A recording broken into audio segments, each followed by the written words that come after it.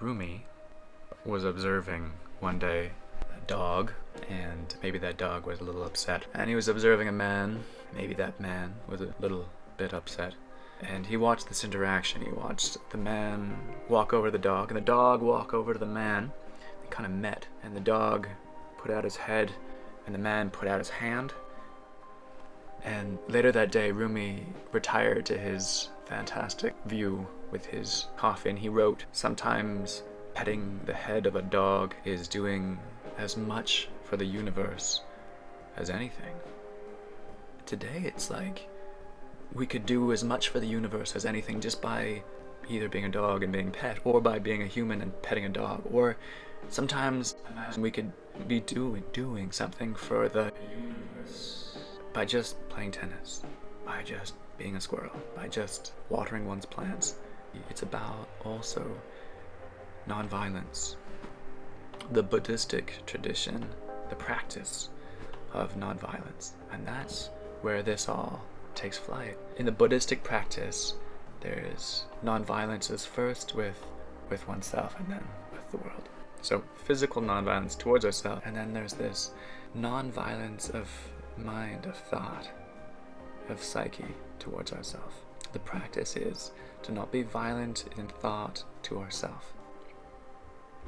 Maybe also to not omit certain things, wherein the omission of something then causes violence to ourselves in thought. Okay, so from this place first, then we practice nonviolence with others. Other is life, whole life. This idea that there's human and then nature. It's all, nature is human, and human is all nature. The practice then also is like to go cognitively with the other, to not think things poorly of the other. So, said differently, practice of nonviolence, we don't do things physically to ourselves, we don't say violent things to ourselves. Then, from that place, it's nice to move that outwards and to not be physically aggressive to others, and then not to think aggressively or violent towards the other. We're going to blend a couple poems here. Kabir is an Indian poet who wrote, "You can disagree with the other. You can disagree with their behavior. You can even say, you're not going to do that.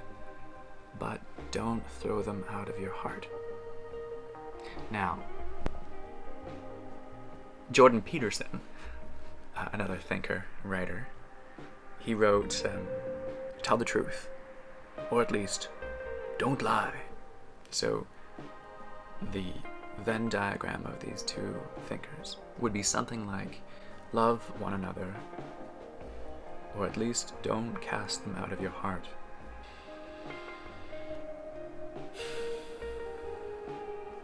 A breathing practice tip. Breathe like an ocean wave crashes. That's the crush and curl of the wave. When you observe a massive wave roll by you or underneath you, you're on the wave, you see it come up, and you're right at the crashing, and it just passes you and it crashes, and then the back of the wave rushes in and almost dips down. It's the last bit that comes out. So they call our diaphragm our second lung. Our lungs do the work, and we have still a second lung.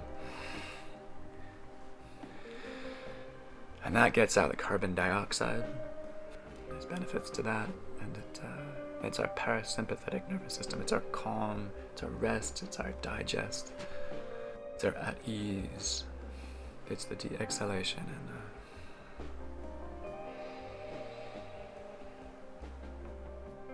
and life is good.